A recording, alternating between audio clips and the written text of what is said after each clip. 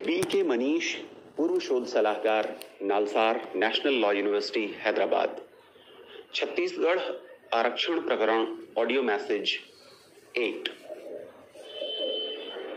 Supreme court के तेलंगाना प्रकरण में राज्यपालों के बारे में यह टिप्पणी किए जाने से कि उन्हें यथाशीघ्र विधेयकों पर अनुमति देने या उन्हें लौटाने के बारे में फैसला करना चाहिए, एक रोचक स्थिति उत्पन्न हो गई है, खास तौर पर छत्तीसगढ़ राज्य के लिए।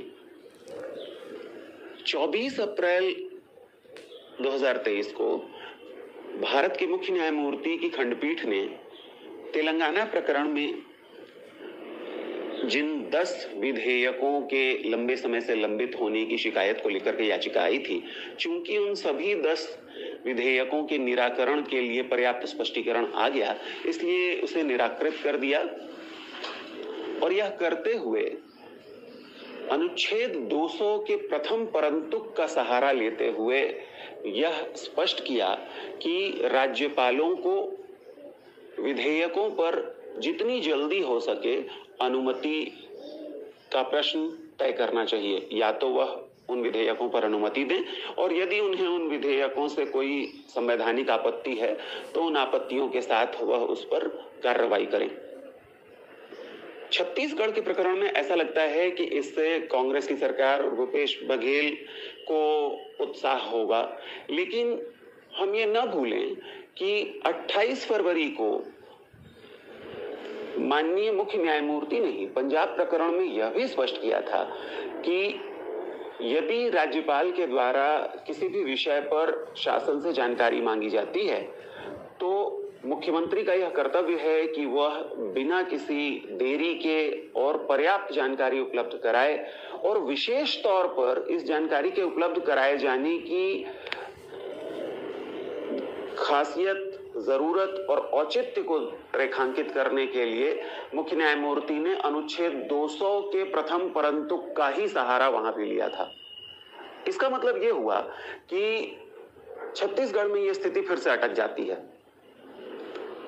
यह सभी जानते हैं कि छत्तीसगढ़ के आरक्षण संशोधन विधेयकों को 2 दिसंबर 2022 को पारित करके जब राजभवन भेजा गया, उसके कुछ ही समय बाद तत्कालीन राज्यपाल ने उन विधेयकों से संबंधित 10 प्रश्न पूछे थे।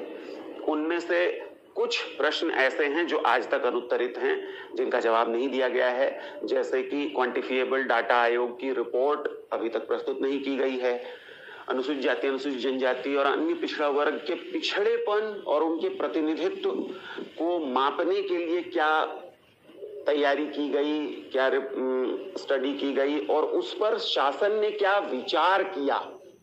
ध्यान रहे कि सिर्फ इतना काफी नहीं है कि कोई एक कमेटी बन जाए, कोई एक आयोग बन जाए और वो इसकी स्टडी कर ले, इसका अध्ययन कर ले।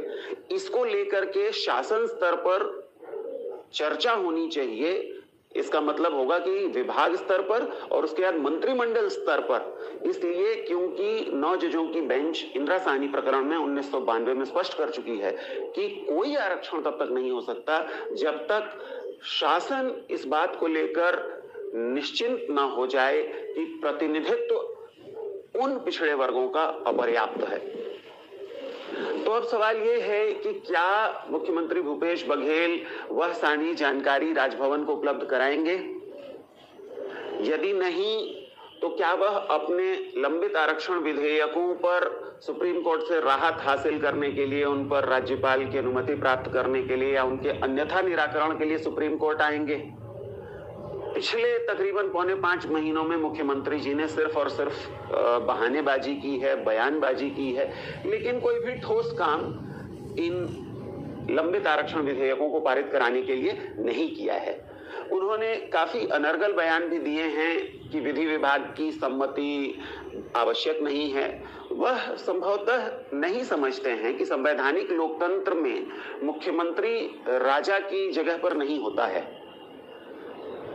शासन की जिम्मेदारी विधानसभा के माध्यम से मंत्रिमंडल के पास निहित होती है। मंत्रिमंडल स्तर पर सभी विषयों पर, सभी नीतिगत विषयों पर, सभी विधायी विषयों पर, सभी कार्यपालिक विषयों पर चर्चा की जानी चाहिए। और यह ठीक है कि विधि विभाग, वित्त विभाग, सभी विभाग मुख्यमंत्री के नियंत्रण में आते हैं, परंतु इन विभागों की अपनी अलग अलग भूमिका भी है और उन भूमिकाओं को यदि पूरा न किया जाए तो यह संवैधानिक लोकतांत्रिक शासन नहीं बल्कि मनमानी का शासन हो जाता है। इस तरीके के किसी भी निर्णय को लेने के लिए पहले नीतिगत निर्णय मंत्रिमंडल स्तर पर लेना होगा, उसके बाद किसी विधेयक का प्रारूप लेकर आना होगा और फिर उसे पारित कराना होगा। इसके 2-3 चरण हैं जिनका छत्तीसगढ़ शासन के कार्यपालिक नियमों में, जिन्हें कि संविधान के अनुच्छेद 166 के तहत बनाया गया है, उनमें स्पष्ट जिक्र है। माननीय मुख्यमंत्री इन बातों को टाल नहीं सकते हैं। अब सवाल आता है राज्यपाल की भूमिका का। मैंने तकरीबन दिसंबर जनवरी से लगातार यह बात कही है कि राज्यपाल की भूमिका इस विषय में बहुत सकारात्मक नहीं रही है। यह मेरा स्पष्ट मत है कि विधेयकों को लंबे समय तक रोक कर रखने का राज्यपाल के पास कोई अधिकार नहीं है और यह संवैधानिक लोकतंत्र की भावना के विरुद्ध है। यह सही है और पहली नजर में दिखाई देता है कि छत्तीसगढ़ के लंबित आरक्षण विधेयक, संशोधन विधेयक अवैध हैं। ना तो इनमें प्रक्रियागत आवश्यकताओं की पूर्ति की गई है, ना ही इनमें इंदिरा साहनी और अन्य महत्वपूर्ण सुप्रीम कोर्ट फैसलों के निर्देशों का अनुपालन किया गया है। आरक्षण के लिए विधि सम्मत जो प्रक्रिया है वह इनमें नहीं अपनाई गई है। तब भी क्या राज्यपाल को इससे यह अधिकार मिल जाता है कि वह इन्हें लंबे समय तक अपने पास रोक सकें बिना किसी प्रक्रिया के? जी नहीं, बिल्कुल नहीं। यह संवैधानिक लोकतंत्र की भावनाओं के विरुद्ध है। तो आखिर राज्यपाल के पास विधि सम्मत क्या रास्ता है? इस पर जनवरी के प्रथम सप्ताह के आसपास मैंने सार्वजनिक तौर पर तत्कालीन राज्यपाल को यह सुझाव दिया था कि उन्हें इस प्रश्न को अपने विनम्र सुझाव के साथ महामहिम राष्ट्रपति को भेज देना चाहिए और राष्ट्रपति महोदय को भी यह विषय अपनी टेबल पर या भारत शासन के पास लंबित नहीं रखना चाहिए, बल्कि संविधान के अनुच्छेद 143 के तहत सुप्रीम कोर्ट की राय के लिए भेज देना चाहिए। सुप्रीम कोर्ट की राय अनुच्छेद 143 के तहत मांग लेने के कई फायदे हैं। पहला कि उस पर बहुत जल्दी फैसला आ जाता है। आज तक इसमें कभी भी 3 से 6 महीने से ज्यादा का समय सुप्रीम कोर्ट ने नहीं लिया है। दूसरा, विधेयक वैध हो या अवैध हो, लेकिन उन पर जब चर्चा होगी तो आगे के विधेयकों के लिए दिशा निर्देश प्राप्त हो जाएंगे, जिससे कि इस समस्या के स्थायी हल की राह खुलेगी। आज फिर से इस सुझाव को दोहराने की जरूरत है और राज्य के नागरिकों को, छात्रों को, युवाओं को महामहिम राज्यपाल से अपना यह निवेदन दोहराना चाहिए कि वह इन लंबित विधेयकों को अपने पास न रखें। यदि राज्य के मुख्यमंत्री हठधर्मिता लेकर बैठे हैं तो इसका जवाब यह नहीं है कि राजभवन भी हठधर्मिता लेकर बैठे। आदर्श स्थिति तो यही है कि मुख्यमंत्री और राज्यपाल दोनों संवैधानिक लोकतंत्र की भावनाओं के तहत अपने पदीय मर्यादाओं में काम करें, लेकिन यदि इनमें से कोई एक संस्था ऐसा नहीं कर रही है तो यह उचित नहीं होगा कि दूसरी संस्था भी वैसी ही जिद दिखाए। मुख्यमंत्री का यह कर्तव्य है कि वह लंबित आरक्षण संशोधन विधेयकों पर पर्याप्त जानकारी जो भी मांगी जाए, जब भी मांगी जाए, वह राजभवन को उपलब्ध कराएं। राजभवन का यह कर्तव्य है कि इन लंबित विधेयकों पर जो भी जानकारी उपलब्ध है, इसलिए क्योंकि नो कमेंट का मतलब भी जवाब तो होता ही है। यदि वह जानकारी नहीं आई, इसका मतलब है कि वह जानकारी नहीं है, तो जानकारी अनुपलब्धता के दृष्टिकोण से उस पर निर्णय उन्हें ले लेना चाहिए।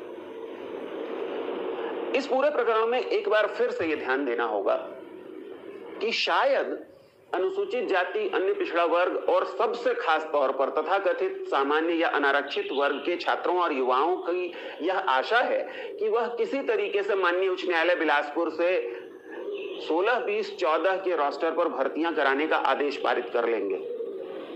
इस गलतफहमी से उन्हें बाहर आ जाना चाहिए। जितनी चर्चा पिछले 2 महीनों में 16, 20, 14 के अवैध रोस्टर पर हुई है, उसके बाद यदि माननीय उच्च न्यायालय बिलासपुर से यह निर्णय आ भी गया तो चुनावी वर्ष में अब यह कूटनीतिक रणनीतिक दुष्टतापूर्ण काम करने में वर्तमान शासन को, कांग्रेस को और मुख्यमंत्री भूपेश बघेल को काफी तकलीफ होगी। यह करना अब आसान नहीं होगा। 16, 20, 14 का रोस्टर क्यों अवैध है, इसके लिए आप मेरी पिछली घोषणाएं, मेरी पिछली चर्चाएं, मेरे पिछले मैसेजेस देख सकते हैं। चूंकि शिक्षा के लिए और लोक सेवा के लिए अलग अलग अधिनियम थे और शिक्षा के अधिनियम की सिर्फ धारा 3 अपास्त हुई है, शेष अधिनियम अभी भी अपनी जगह है, इसलिए वहां तो पिछली किसी स्थिति में लौटने का प्रश्न ही नहीं है।